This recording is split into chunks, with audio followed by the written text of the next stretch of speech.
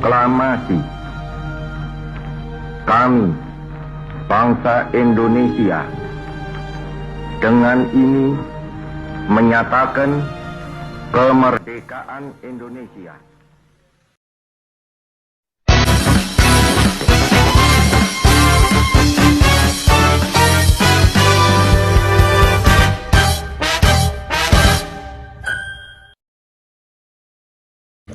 Tanggal 6 Agustus 1945, kota Hiroshima dijatuhi bom atom oleh sekutu. Dan pada tanggal 9 Agustus 1945, giliran kota Nagasaki yang dijatuhi bom atom oleh sekutu. Kejadian ini memberikan penderitaan bagi rakyat Jepang. Pasukan Jepang semakin lemah, dan pada tanggal 12 Agustus 1945, Soekarno, Hatta, selaku pemimpin PPKI dan Rajiman Wadjadiningrat sebagai mantan ketua BPUPKI diterbangkan ke Dalat, 250 km di sebelah timur Laut Saigon, Vietnam untuk bertemu Marseille Terauchi. Mari.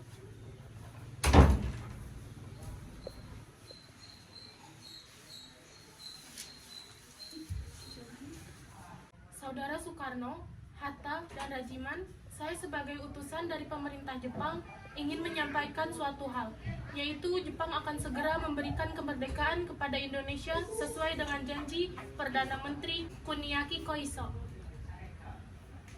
Dengan cara apa Jepang akan memberikan kemerdekaan kepada Indonesia? Dengan memproklamirkan kemerdekaan Indonesia, dan itu dapat dilaksanakan beberapa hari ke depan tergantung cara kerja PPKI. Benar, saya sangat setuju karena PPKI adalah badan yang bertanggung jawab untuk menyusun proklamasi kemerdekaan. Saya sependapat dengan Anda, Bung. Tetapi kita harus tetap mempercepat memproklamirkan kemerdekaan Indonesia, Bung. Maaf, tetapi pihak Jepang meminta proklamasi kemerdekaan Soekarno akan saya pikirkan kembali pemerintah Anda, karena kami harus membicarakannya dengan PPKI. Baik, kalau begitu kami harus undur diri, terima kasih. Baik, hati-hati di jalan.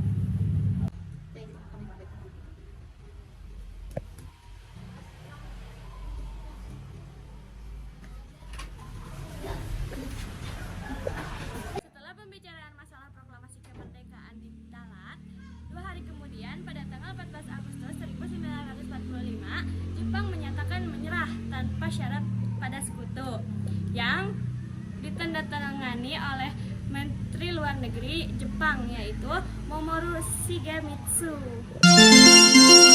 Berita tentang kekalahan tersebut sangat dirahasiakan oleh Jepang. Bahkan semua stasiun disegel oleh Jepang. Tetapi tokoh golongan muda yakni Sultan Syahrir, Wikana, Darwis, dan Syairul Saleh mendengar berita ini melalui radio BBC. Kawan-kawan tentara Jepang telah menyerah kepada sekutu. Berarti di Indonesia terjadi kekosongan kekuasaan. Kita harus mendesak golongan tua, terutama Bung Karno, untuk segera memproklamirkan kemerdekaan. Betul sekali, kawan. Tetapi proklamasi kemerdekaan jangan sampai diproklamirkan oleh PPKI. Kenapa kau berpendapat sedemikian, Sobat? Karena PPKI adalah bentukan Jepang. Kita tidak ingin ada campur tangan Jepang dalam proklamasi kemerdekaan. Bung Karno sebagai pemimpin rakyat, atas nama rakyat melalui siaran radio. Tetapi permasalahannya apakah Bung Don setuju? Beliau kan merupakan ketua PPKI.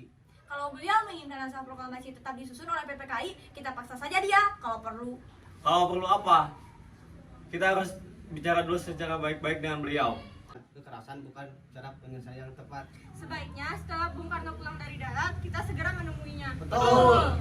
Tanggal 14 Agustus 1945, Syahrir, Wikana, Darwis, dan Saleh menemui Bung Karno di kediamannya.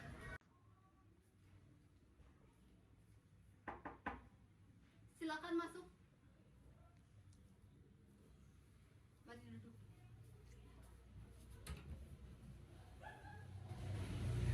Ada maksud apa saudara-saudara? Begini Bung Karno, Jepang telah menyerah Bung, dan kami minta Bung Karno segera memproklamirkan kemerdekaan. Tetapi kan ada badan yang berhak untuk merumuskan itu semua. Maksud Anda PPKI? Betul, karena PPKI tahu apa saja yang harus dipersiapkan. Kami atas nama golongan muda tidak setuju jika PPKI yang menyiapkan proklamasi kemerdekaan, karena PPKI merupakan bentukan Jepang. Kita ingin kemerdekaan yang kita peroleh ada campur tangan memproklamasikan kemerdekaan adalah hak dan tugas PPKI. Baik, kalau pendapat Anda tetap seperti itu, kami mohon diri. Baik.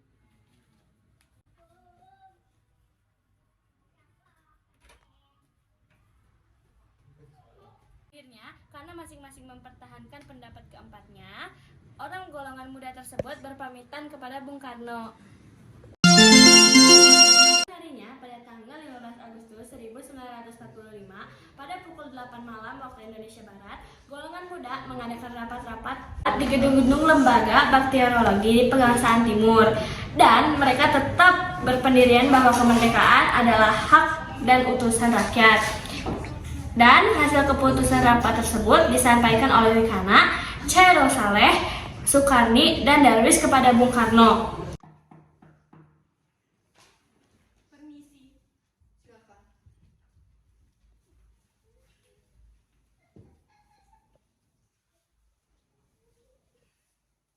Selamat malam, Bung Karno. Selamat malam. Ada maksud apa lagi Anda kemari? Sekarang Bu, sekarang. Malam ini juga kita melakukan revolusi. Kami sudah siap mempertaruhkan jiwa kami. Jika Bung Karno tidak mengeluarkan pengumuman pada malam ini juga, akan berakibat terjadinya suatu pertumpahan darah dan pembunuhan besar-besaran esok hari. Mendengar kata-kata ancaman seperti itu, Soekarno naik darah dan berdiri menghampiri Wikana. Ini batang leherku. Seretlah saya ke pojok itu. Potonglah leherku malam ini juga. Kamu tidak perlu menunggu esok hari. Jepang adalah masa silam. Sekarang kita harus menghadapi Belanda yang akan ingin berusaha untuk menjadi tuan di negeri kita ini. Jika setuju dengan apa yang telah saya katakan dan mengira bahwa saudara telah siap dan sanggup untuk memproklamasikan kemerdekaan, mengapa saudara tidak memproklamasikan kemerdekaan itu sendiri? Mengapa saudara tidak memproklamasikan kemerdekaan itu sendiri? Mengapa meminta Soekarno untuk melakukan hal itu? Apakah kita harus menunggu hingga kemerdekaan itu diberikan kepada kita sebagai hadiah? Mengapa bukan rakyat itu sendiri yang memproklamasikan kemerdekaannya? Mengapa juga bukan kita sendiri yang menyatakan kemerdekaannya sebagai suatu bangsa? Bicarakan baik-baik dengan Jepang. Saya takut Jepang hanya melakukan tipu muslihat, sehingga jika kita bertindak salah akan terjadi pertumpahan darah. Kekuatan yang segelintir itu tidak cukup untuk melawan kekuatan bersenjata dari tentara Jepang. Coba, apa yang bisa kau perlihatkan kepada saya? Mana kekuatan dan bukti yang akan kalian perlihatkan kepada saya? Apa tindakan bagian pengamananmu untuk menyelamatkan perempuan dan anak-anak? Bagaimana cara mempertahankan kemerdekaan jika kita tidak memiliki kekuatan yang sebanding dengan tentara Jepang? Sekarang saya memohon waktu untuk memikirkan lagi apa yang telah kalian sampaikan. Mohon maaf karena saya tidak bisa berunding secara langsung dan memutuskan kata saya. Soekarno, Hatta, Ahmad Suparjo, Dr. Buntaran, Dr. Sanusi, dan Iwakusuma Sumantri yang hadir malam itu melakukan perundingan. Setelah selesai berdiskusi, Hatta menyampaikan hasil perundingannya kepada golongan pemuda. Usul dari golongan muda tetap kami tidak bisa terima karena kurang perhitungan dan takut memakan banyak korban jiwa dan harta. Baik, kalau Anda masih ingin mempertahankan pendapat kalian, kami mohon undur diri. Silakan. Pemuda kemudian bergegas meninggalkan kediaman Bung Karno dengan wajah ketidakpuasan. Setelah mengetahui pendirian golongan tua, pada pukul 12 malam, golongan muda melakukan rapat di Asmara Beperpi, Jalan Cikimin 71. Dalam rapat itu diputuskan untuk mengungsikan Soekarno dan Hatta ke Ras Dengklok. Tujuannya adalah agar Insinyur Soekarno dan Dr. Andes Mohatta tidak terpengaruhi oleh Jepang. Di sini, mereka kembali meyakinkan Soekarno bahwa Jepang telah menyerah dari proklamasi kemerdekaan secara dibacakan tanpa sepengaruh Jepang. Pada pukul 4 pagi, tanggal 16 Agustus 1945, dibawa ke Ras Dengklok. Chairul Saleh, Sodan Cesinggih, yang merupakan tentara peta melakukan aksi tersebut.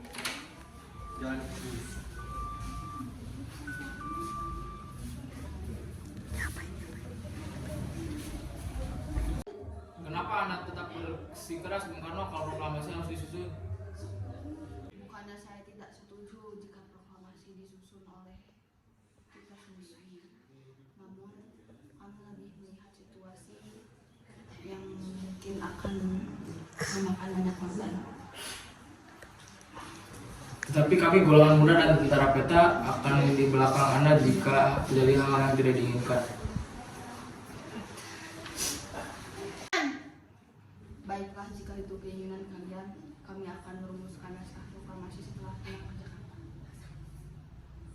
Sementara itu, di Jakarta, antara Mr. Ahmad Subarjo dari golongan tua dengan Wikana dari golongan muda membicarakan kemerdekaan yang harus dilaksanakan di Jakarta. Laksamana Takashi Maeda bersedia untuk menjamin keselamatan mereka selama berada di rumahnya. Berdasarkan kesepakatan itu, Yusuf Kunto dari pihak pemuda hari itu juga mengantarkan Ahmad Subarjo bersama sekretaris pribadinya Sudiro ke Rasdengklok untuk menjemput Soekarno dan Hatta. Rombongan menjemput tiba di Rasdengklok sekitar pukul 17 sore. Ahmad Subarjo memberikan jaminan bahwa proklamasi kemerdekaan akan diumumkan pada tanggal 17 Agustus 1945. Selambat-lambatnya, pukul 12 malam, dengan jaminan itu, Komandan Kompi Peta setempat, Sudanca Soebaeno, bersedia melepaskan Soekarno-Hatta kembali ke Jakarta. Sesampainya di Jakarta, Soekarno-Hatta bersama Laksmana Maeda menemui Maeda Nashimura untuk berunding. Tetapi Nashimura tidak mengizinkan proklamasi kemerdekaan. Kemudian mereka menuju rumah Laksamana Tadashi Maeda di Jalan Imam Bonjol nomor 1. Setelah pertemuan itu, Soekarno dan Hatta kembali ke rumah Laksamana Maeda. Di ruang makan rumah Laksamana Maeda dirumuskan teks proklamasi kemerdekaan. Maeda sebagai tuan rumah mengundurkan diri ke kamar tidurnya di lantai 2 ketika peristiwa bersejarah itu berlangsung. Soekarno, Hatta, dan Ahmad Subarjo merumuskan naskah proklamasi di ruang makan. Silakan pakai rumahku saja, Bung Karno. Keamanan akan saya jamin. Baik, terima kasih. Ruangan mana yang dapat saya pakai? Ruang makan dan serambi depan. Mari silakan. Keadaan yang mendesak telah memaksa kita semua untuk mempercepat proklamasi kemerdekaan. Rancangan teks telah siap dibacakan di hadapan saudara-saudara, dan saya harapkan benar bahwa saudara-saudara sekalian dapat menyetujuinya hingga dapat berjalan terus sesuai dengan yang direncanakan. Dan rencana kita akan membuat naskah proklamasi sebelum fajar menyimpul. Kepada siapa saja yang hadir pada rapat ini agar dapat menyetujuinya dan menandatanganinya bersama. Saya kurang setuju. Sebaiknya naskah proklamasi tersebut ditandatangani oleh Soekarno dan Hatta atas nama bangsa Indonesia. Bagaimana hadirin? Setuju. Tolong ketikan Sayuti. Baik.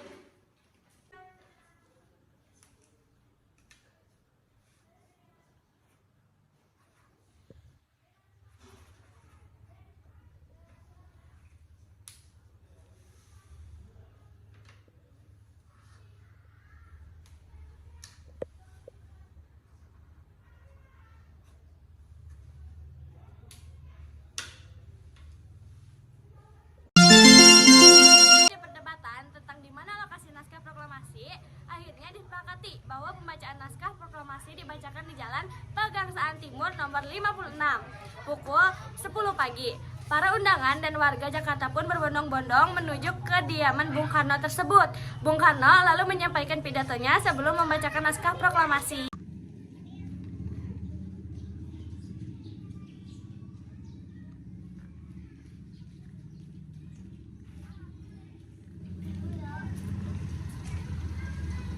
Saudara-saudara sekalian, saya telah meminta saudara hadir di sini untuk menyaksikan suatu peristiwa maha penting dalam sejarah kita.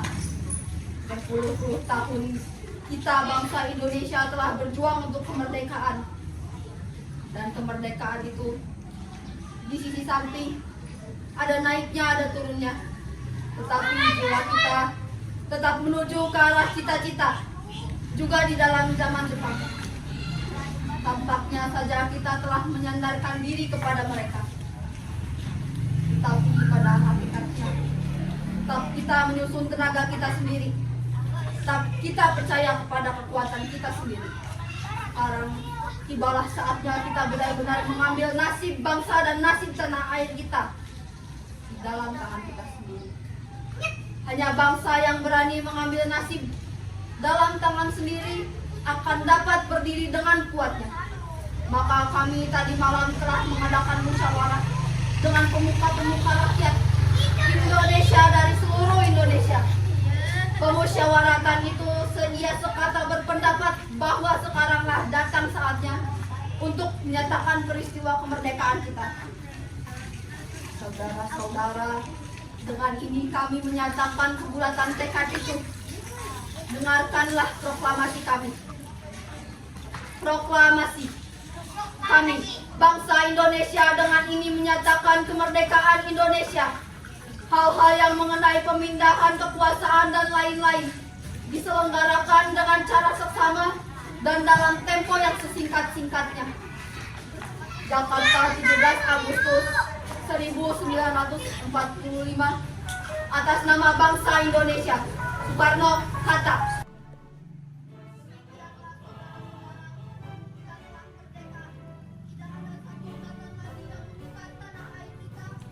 Dan juga bangsa kita. Mulai saat ini kita menyusun negara kita, negara yang memberikan kemerdekaan kita itu. Merdeka! Merdeka!